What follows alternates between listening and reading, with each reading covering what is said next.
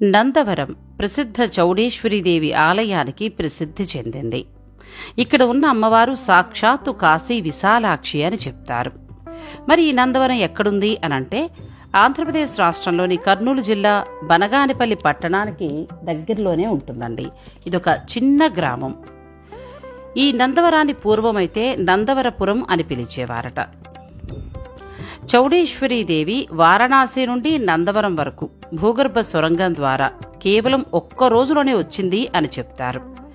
ఆ భూగర్భ సొరంగం ఆలయ ప్రాంగణంలోనే ఉంది. మీరు ఆలయానికి వెళ్ళినప్పుడు ఆ సొరంగాన్ని కూడా దర్శించుకుని, అంటే అక్కడ ఉన్న అమ్మవారిని కూడా దర్శించుకోవచ్చు. ఇక శ్రీచక్రం అమ్మవారి ఎదురుగా ఉంటుంది కాబట్టి నామమాత్ర రుసుము చెల్లించి కుంకుమార్చన కూడా చేసుకోవచ్చు. కర్నూలు జిల్లాలోని నంద్యాల పట్టణానికి 20 కిలోమీటర్ల దూరంలో పాణ్యం బనగానపల్లి రోడ్డులో ఉంది. అతి పురాతనమైన ఈ ఆలయం నిర్మాణ కాలం ఎవరికీ తెలియదని కొంతమంది అంటే, మరికొంతమంది అయితే 4000 సంవత్సరాల క్రితం నిర్మించబడింది అని చెప్తారు. సమయం ఎప్పుడైనా సరే ఈ దేవి తనను కొలిచే కొందరు బ్రాహ్మణుల కోసం సాక్ష్యం చెప్పడానికి కాశీ నుంచి సొరంగ మార్గాన కదలి వచ్చి ఇక్కడ కొలువైంది అని అంటూ ఉంటారు. దీనికి సంబంధించి కథ కూడా ఉంది. పూర్వం చంద్రవంశీయ రాజైన నందభూపాలుడు ఈ ప్రాంతాన్ని పరిపాలిస్తూ ఉండేవాడు. ఆయన పాలనలో ప్రజలు సుఖ సంతోషాలతో ఉండేవారట. నందభూపాలుడికి దైవభక్తి కూడా ఎక్కువే. ఆయన భక్తికి మెచ్చిన శ్రీ దత్తాత్రేయ స్వామివారు రోజూ కాశీకి వెళ్లి గంగలో స్నానం చేయాలనే ఆయన కోరికని తీర్చడానికి పావుకోళ్లను ప్రసాదించారు. అయితే ఆ విషయం ఎవరికీ చెప్పకుండా రహస్యంగా ఉంచమని చెప్తారు.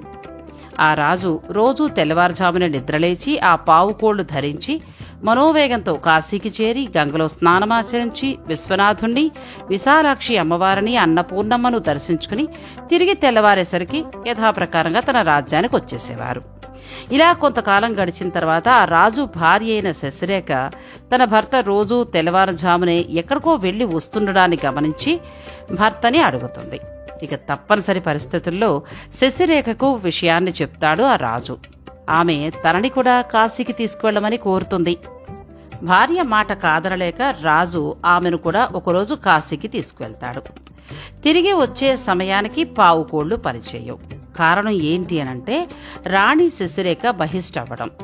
తన రాజ్యానికి సత్వరం చేరకపోతే రాజు జాడ తెలియక రాజ్యం అల్లకల్లోలమైపోతుందనే భయంతో దిక్కుతోచన రాజు సమీపంలోని ఆలయానికి దగ్గరగా ఉన్న బ్రాహ్మణులను చూసి వారిని తరుణోపాయం చూపించమని వేడుకుంటాడు. అందులో ఋగ్వేద పండితుడైన ఒక బ్రాహ్మణుడు రాజుకి సహాయం చేయడానికి సంసిద్ధతను తెలియచేస్తాడు. ఆయన తన తోటివారిని ఇంకొక 500 మంది పండితుల్ని కలుపుకొని దోష నివారణార్థం జపతపాలు చేసి తమ తపోశక్తిని వారికి ధారపోసి వారిని వారి రాజ్యానికి చేరుస్తారు. ప్రత్యుపకారంగా అంటే సహాయం చేశారు కదా బ్రాహ్మణులు. రాజు ఏమంటాడంటే, మీకు ఏ సాయం కావాలన్నా నన్ను అడగండి, తప్పకుండా చేస్తాను అని చెప్తారు. అయితే బ్రాహ్మణులు అంటారు, భవిష్యత్తులో అవసరమైనప్పుడు తప్పకుండా కోరుకుంటాము అని అంటారు. ఇక రాజు రాణి తమ రాజ్యానికి చేరుకుంటారు. ఆ పాదుకులను మంత్రశక్తిని తిరిగి వాడకుండా దత్తాత్రేయ మందిరంలో ఉంచి తమ రాజ్యంలోనే ఆ భార్యాభర్తలు సుఖంగా ఉండసాగారట. ఆ తర్వాత కొంతకాలం అయిన తరువాత కాశీ చుట్టుపక్కల ప్రాంతాల్లో కరువు వస్తుంది. ఇక ఆ సమయంలో బ్రాహ్మణుల్లో కొందరు ఆ రాజు మాటిచ్చాడు కదా, నందభూపాలుని సహాయం అర్థించడానికి బయలుదేరుతారు. వారు నందవరానికి వచ్చి రాజ్యసభకు వచ్చి తమ రాకకి కారణం చెప్తారు. రాజుకంతా తెలుసు, అయినా సరే తన తోటివారికి తెలియదు కనుక వారికి కూడా తెలియచేసే ఉద్దేశంతో తానిచ్చిన వాగ్దానానికి రుజువేంటి అని అడుగుతాడు. బ్రాహ్మణులు రాజు వాగ్దానం చేసేది నిత్యం తాము కొలచే చాముండేశ్వరీదేవి గుడి ముందు కాబట్టి ఆమె తప్ప వేరే సాక్ష్యం లేదు, ఆమెనే నమ్ముకున్న తాము సాక్ష్యం ఇవ్వమని అమ్మవారిని బతిమాలుతాము అని అంటారు. రాజు ఆ దేవదేవి మహత్యం అందరికీ తెలుస్తుందని లోలోపల సంతోషించి అంగీకరించడం జరుగుతుంది. వచ్చిన బ్రాహ్మణుల్లో కొందరు తిరిగి కాశీకి వెళ్లి తమ ఇష్టదైవమైన అమ్మవారిని పరిపరి విధాల ప్రార్థించి సాక్ష్యం చెప్పడానికి రావాల్సిందిగా కోరుతారు. అయితే అమ్మవారు, అలాగే వస్తాను, మీరు ముందు వెళ్ళండి, తేజో రూపంలో నేను మీ వెనకే వస్తాను, నేను వస్తున్నప్పుడు దోవలో ఎక్కడా మీరు వెనక్కి తిరిగి చూడకండి అని చెప్తుంది. ఇక రాజుకి సహాయం చేసిన మిగిలిన 500 మంది బ్రాహ్మణులు కూడా కలుపుకొని నందవరానికి రమ్మని చెప్తుంది. అందరూ సొరంగ మార్గాన నందవరానికి బయలుదేరతారు. నందవరం చేరుతూ ఉండగా అందులో ఒక బ్రాహ్మణుడికి అనుమానం వస్తుంది. తమ వెనక ఏం అలికిడి కావట్లేదు, అమ్మవారు వస్తోందో లేదో అనే సందేహంతో వెనక్కి తిరిగి చూస్తాడు. అక్కడి దాకా వచ్చిన అమ్మవారు వెంటనే శిలారూపం దాలుస్తుంది. ఇక ఈ విషయంతో బాధపడుతున్న బ్రాహ్మణులతో ఆమె చౌడేశ్వరీదేవిగా తానక్కడే కొలువయ్యుండి భక్తుల్ని సంరక్షిస్తూ ఉంటానని తెలుపుతుంది. నందభూపాలుడు కాశీ నుంచొచ్చిన ఆ కాశీ విశాలాక్షి తమ రాజ్యంలో వెలిసిందనే సంతోషంతో గుడి కట్టించి పూజలు చేయసాగాడు. అమ్మవారితోటి కాశీ నుంచి కదలి వచ్చిన 500 మంది బ్రాహ్మణులు అమ్మవారి ఆజ్ఞ మేరకు అక్కడే ఉండి తమ కులదైవమైన అమ్మవారిని పూజించుకోసాగారు. ఆ బ్రాహ్మణ కుటుంబీకులనే నందవరీకులు అని అంటారు. వారు ఇప్పటికీ కూడా చౌడేశ్వరీదేవిని తమ కులదేవతగా పూజిస్తారు.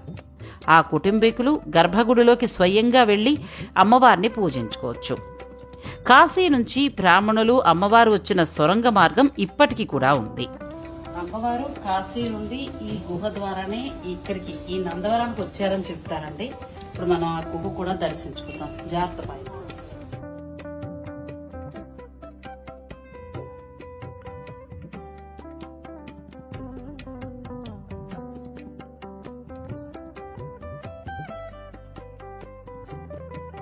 అమ్మవారు ముందు చాలా ఉగ్ర రూపంలో ఉండేవారట. ఆ రూపాన్ని ప్రజలు చూడలేకపోయేవారట.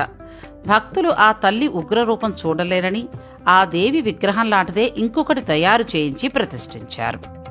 అయితే ఈ విగ్రహం అసలు విగ్రహమంతా భయంకరంగా ఉండదు. అసలు విగ్రహం ఇప్పుడున్న అమ్మవారి స్థానానికి సరిగ్గా దిగువ భూగర్భంలో ఉంది. అక్కడికి వెళ్లే మార్గం ఉంది, కానీ ఎవరికీ ప్రవేశం లేదు. ఇక ఆలయం ముందు సొరంగ మార్గం కూడా ఉంటుంది. ఒక 10 మెట్లు దిగి మనం సొరంగులు అంటే కిందికి వెళ్తే భూగర్భంలోకి అమ్మవారి పాదాలని దర్శించుకోవచ్చు. ఆ మార్గం నుంచే అమ్మవారు మిగిలిన బ్రాహ్మణులు కాశీ నుంచి ఇక్కడికి వచ్చారు అని అంటారు. ధైర్య సాహసాలకు ప్రతీకగా నిలిచిన అమ్మవారి యొక్క తేజోవంతమైన రూపం చూసిన వారి మనసులోని అన్ని భయాందోళనలు పటాపంచలవుతాయని చెప్తారు. సకల సౌభాగ్యాల్ని ప్రసాదించే ఆ అమ్మవారిని దర్శించుకుంటే చాలు. నమస్తే అండి.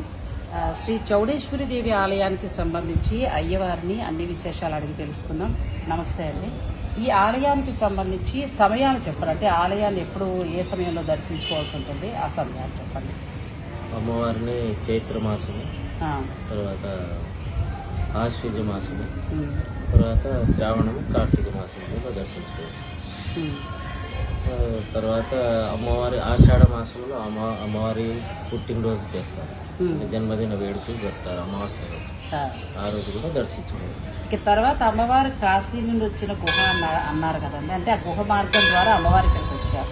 విశాలాక్షి అమ్మవారు. అవును, కాశీ విశాలాక్షి అమ్మవారు సాక్ష్యం చెప్పడానికని రాజుగారికి ఇక్కడికి వచ్చారు. దీనికి సంబంధించిన ఒక కథ కూడా ఉందండి.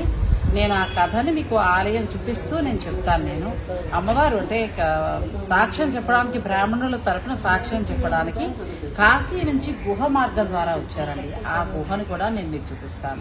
చాలా మహిమాన్వితమైన క్షేత్రము. నేను అన్ని నెంబర్లు కూడా ఇస్తాను. మీరు ఏదైనా ఆలయానికి చేయాలనుకున్నా కూడా డైరెక్ట్ ఆ నెంబర్స్ తోటి మీరు దేవాదాయ శాఖ వారితో మాట్లాడి అట్లా చేయొచ్చు. తర్వాత ఇంకొక డౌట్, ఇందాక చదువు మర్చిపోయాను. కూరలు ఉన్నాయి ఏంటండి అమ్మవారు? మనం సాధారణంగా అమ్మవారి ఆలయానికి వెళ్ళినప్పుడు నల్లత రాతి విగ్రహంలో చాలా అందంగా చక్కగా చీర అవి కట్టుకుని కనబడతారు అమ్మవారు. ఇక్కడ కూరలు ఉన్నాయి. అదే కూరలు అని అంటే అమ్మవారు ఉగ్ర రూపంలో ఉన్నారు. ఆ బ్రాహ్మణులు వెనక్కి చూడకమని చెప్పింటారు కదా, చెప్పింటుంది. వాళ్ళు వెనక్కి చూసేసరికి ఈమె ఆగ్రహంతో ఉంటుంది. ఆగ్రహంతో అందుకని ఆమె ఉగ్రరూపం ఉండకుండా ఉండడానికి ఆ కూరలు ఉగ్రరూపం ఉండడానికి ఆ కూరలు అనేవి ఆ విధంగా పెట్టారు. బ్రాహ్మణుల్ని బాధ పెట్టారు. కాశీలో ఉన్న బ్రాహ్మణులకి ఇచ్చిన వరాన్ని చక్రవర్తి మర్చిపోయాడు అని చెప్పి అమ్మవారు ఆగ్రహంతో అండి కాశీ నుంచి గుహ ద్వారా ఇక్కడికి వచ్చేసారు. అందుకే ఇక్కడ అమ్మవారి ప్రత్యేకత ఏంటంటే కూరలు ఉంటాయి. కూరలు ఉన్నది ఆగ్రహానికి ఉగ్రరూపంలో ఉండినది. అంటే ఇట్లా ఈ విధంగా ఉంటాయి కదా కూరలు, అది ఉగ్రరూపం చల్లార్చడానికని ఇది రాజుగారు ఆ విధంగా తయారు చేసినారు. ప్రజల కోసము సందర్శనార్థము ఆ రాజుగారు బచ్చన విగ్రహం అంటారు, ఇది ఇప్పుడు ఉన్నటువంటిది. ఆ బచ్చన విగ్రహాన్ని తయారు చేసినారు. అమ్మవారి కింద బంగారు విగ్రహ రూపంలో ఉంది అని అంటున్నారు, కానీ ఎవరు చూడలేదు. రావటం బంగారం విగ్రహం రూపంలో వచ్చింది. ఇప్పుడు ఉన్నది డైరెక్ట్ ఆ చక్రవర్తి గారు తయారు చేయించిన విగ్రహం. అవును, ఎన్ని వందల సంవత్సరాల నుంచి ఆలయం ఉందండి? దానికి అది చరిత్ర అనేది కొన్ని 4000 సంవత్సరాలు అంటున్నారు, తెలియదు. అది అసలు ఇప్పుడే ఆలయం కాదండి, అతి పురాతనమే. అంటే ఇంచుమించు వేల అంటున్నారు ఆయన, ఇంకా వందలని చెప్తున్నాను కదా. వేల ఏళ్ల క్రితమే కాశీ విశాలాక్షి అమ్మవారు బ్రాహ్మణుల తరపున సాక్ష్యం చెప్పడానికి స్వర్ణ విగ్రహ రూపంలో గుహ ద్వారా ఇక్కడికి రావడం జరిగిందండి. ఇప్పుడు ఉన్న విగ్రహాన్ని చక్రవర్తి గారు తయారు చేయించారు, కూరలు అంటే అమ్మవారి ఆగ్రహాన్ని చల్లార్చడానికి. ఇక ఆలయ ప్రాంగణంలోనే ఈ వృక్షాన్ని చూస్తారు కదా, ఈ ఆకులు మన గోరింట చెట్టు ఆకుల్లాగా చాలా చిన్నగా ఉంటాయి. ఈ చెట్లు కేవలం కాశీలో మాత్రమే కనిపిస్తాయట. చిన్న చిన్న తెల్ల పూలతో ఆకర్షణీయంగా ఉండే ఈ చెట్టు పేరు కరివే. ఈ వృక్షం కూడా అమ్మవారితో పాటు కాశీ నుంచి వచ్చిందని చెప్తారు. అందుకే అచంచలమైన భక్తితో భక్తులు ఈ వృక్షానికి కూడా పూజలు చేస్తారు. చక్రవర్తికి సాక్ష్యం చెప్పడానికి అమ్మవారు బ్రాహ్మణులతో రావడం జరుగుతుందండి. అప్పుడు వచ్చినప్పుడు ఏంటంటే అమ్మవారి చెరువు కంటే ఈ చెంగుకి చిన్న కొమ్మలాంటి గుచ్చుకుంటుంది. అలా వచ్చిన వృక్షమే ఇదండి. అమ్మవారితో పాటు వచ్చిందని చెప్తారు. సంతానం కోసం ఇక్కడ ఈ చెట్టు దగ్గర ఇట్లా ఊయలు అట్లా మొక్కుగా కట్టుకుంటే ఖచ్చితంగా సంతానం కలుగుతుందంటారు. చౌడేశ్వరి దేవికి సంబంధించి నేను గతంలో 2 వీడియోలు అప్లోడ్ చేయడం కూడా జరిగిందండి. హైదరాబాద్లో ఏంటంటే మనకి మార్గశిర మాసం అంటే కార్తీక మాసం వెళ్ళిన తర్వాత దగ్గర నుంచి ఏంటంటే ఒక 2 నెలల పాటు అమ్మవారు హైదరాబాద్లో ఉండి అందరిళ్ళకి వెళ్తాం. అలా ఆ వీడియో కూడా నేను అప్లోడ్ చేసి మీకు చూపించాను. అప్పుడే తెలిసింది నాకు అసలు అమ్మవారు చౌడేశ్వరి దేవి ఎవరు, ఎక్కడ, ఏంటి అని అడిగినప్పుడు అమ్మవారు వెలిసింది నందవరం, కర్నూలు జిల్లా అని చెప్పారంటే అప్పటి నుంచి ఈ ఆలయం చూడాలనుకుంటూ ఉన్నాను. చాలా బాగుంది ఆలయం కూడా, విశాలమైన 4 రాజగోపురాలతోటి చాలా బాగుంది. అమ్మవారితోటి సాక్షాత్ అమ్మవారితోటి వచ్చిన కలిపి వృక్షం ఉంటుంది. అమ్మవారి చెంగుకి కొమ్మ తగులుకుని వచ్చి ఇక్కడ ఇలా నీళ్ళుగా ఉంది. అలాగే అమ్మవారు అంటే కాశీ నుంచి ఒక్క రోజులోనే గుహ మార్గం ద్వారా రావడం జరిగిందండి. అది కూడా నేను చూపిస్తాను. ఇప్పటికీ కూడా అది సాక్ష్యం ఉంది. ఇలా అమ్మవారికి సంబంధించిన ఎన్నో విశేషాలు ఉన్నాయి. అలాగే అమ్మవారు కూడా చాలా మహిమాన్వితమైన అమ్మవారు. అమ్మవారి ముందు శ్రీచక్రం ఉంది. అక్కడ చక్కగా భక్తులు పూజ చేసుకోవచ్చు. ఇక ఈ చౌడేశ్వరి అమ్మవారిని దర్శించుకుంటే ఈ అమ్మవారిని సాక్షాత్తు కాశీ విశాలాక్షిగా చెబుతారు. సకల శుభాలు కలుగుతాయని, భయాందోళనలు సమసిపోతాయని భక్తులు చెప్తారు. అందుకే సుదూర ప్రాంతాల నుంచి కూడా ఇక్కడికి భక్తులు ఎక్కువ సంఖ్యలో వస్తూ ఉంటారు. ఇక మరి ఎలా వెళ్ళాలి అనంటే కర్నూలు జిల్లా నంద్యాల పట్టణానికి చౌడేశ్వరి అమ్మవారి ఆలయం 20 కిలోమీటర్ల దూరంలోనే ఉంటుంది. నంద్యాల నుంచి ప్రతిరోజు కూడా ప్రభుత్వ బస్సు సర్వీసులు ఉంటుంటే ఆర్టీసీ బస్సులుంటాయి, ప్రైవేట్ ఆటోలు, ట్యాక్సీలు కూడా ఉంటాయి. ఉదయాన్నే వెళ్లి దర్శనం చేసుకుని మళ్ళీ మనం నంద్యాల పట్టణానికి వచ్చేసేయచ్చు, లేదంటే కర్నూలుకైనా వచ్చేయచ్చు. మేము అలాగే వెళ్ళామండి. కర్నూలులో స్టే చేసుకుని ముందు రోజు రాత్రి ఉదయాన్నే లేచి దారిలో ఉన్న అమ్మవారి ఆలయం అంటే ఇప్పుడు 20 కిలోమీటర్ల దూరం ప్రయాణిస్తే నందవరం వస్తుంది. అమ్మవారి ఆలయం అలాగే కొత్తూరు సుబ్రహ్మణ్యేశ్వర స్వామివారి ఆలయాలు దర్శనం చేసుకుని వచ్చాం. మీరు ఇలా ప్లాన్ చేసుకోగలిగితే కొత్తూరు సుబ్రహ్మణ్యేశ్వర స్వామివారి ఆలయం, ఇది కూడా స్వయంభూగా చెప్తారు, చాలా పవర్ఫుల్ టెంపుల్ అండి. అక్కడి నుంచి కొంచెం ముందుకెడితే నందవరం అమ్మవారు, శ్రీ చౌడేశ్వరి అమ్మవారు. అమ్మవారిని దర్శించుకుని మళ్ళీ తిరిగి మధ్యాహ్నం సమయానికి మనం కర్నూలుకి చేరుకోవచ్చు. చాలా మహిమాన్వితమైన అమ్మవారిగా చెప్తూ ఉంటారండి. ఇప్పటికీ కూడా కాశీ నుంచి వచ్చిన ఆ భూగర్భ అంటే సొరంగ మార్గాన్ని కూడా మనం చూసి అక్కడ అమ్మవారిని ధ్యానించుకోవచ్చు. మనసులో ఉన్న ప్రతి కోరికను నెరవేరుస్తారు. నా అనుభవంతో కూడా చెప్తున్నది. అవకాశం ఉన్నవారు తప్పకుండా ఈ అమ్మవారి దర్శనం చేసుకోండి. మరి ఈ వీడియో కనుక మీకు నచ్చినట్టయితే లైక్ చేసి షేర్ చేయండి. ఛానల్ని కూడా సబ్స్క్రైబ్ చేసుకోండి. పక్కనే ఉన్న బెల్ సింబల్ని క్లిక్ చేయడం మాత్రం మర్చిపోకండి. మరొక ఆధ్యాత్మిక వీడియోతోటి మళ్ళీ నేను మిమ్మల్ని కలుసుకుంటాను. నమస్తే. చూస్తారు కదండి ఆలయం ఎంత బాగుందో. కాకపోతే ఏంటంటే ఈరోజు అంతగా రష్ ఉండదు. ఆదివారం, శుక్రవారాలు విశేష పూజలు జరపబడతాయి. మీరు డైరెక్ట్ వచ్చేసేయచ్చు. కర్నూలుకి వచ్చి కర్నూలు నుంచి ఇక్కడ ఆలయం రావడం చాలా దగ్గర అవుతుంది. సొంత వెహికల్ ఉంటే చాలా ఈజీగా రావచ్చు, లేదనంటే ఆర్టీసీ బస్సులు కూడా అందుబాటులో ఉంటాయి.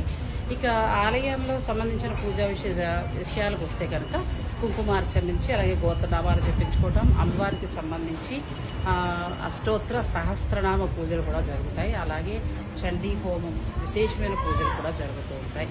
మరి ఈ ఆలయ విశేషాలు మీకు నచ్చుంటే ఈ వీడియోని లైక్ చేసి షేర్ చేయండి. ఛానల్ని కూడా సబ్స్క్రైబ్ చేసుకోండి. పక్కనే ఉన్న బెల్ సింబల్ని క్లిక్ చేయడం మాత్రం మర్చిపోకండి. Thank you so much. మళ్ళీ మరొక ఆలయంతో మీ ముందుకు వస్తాను.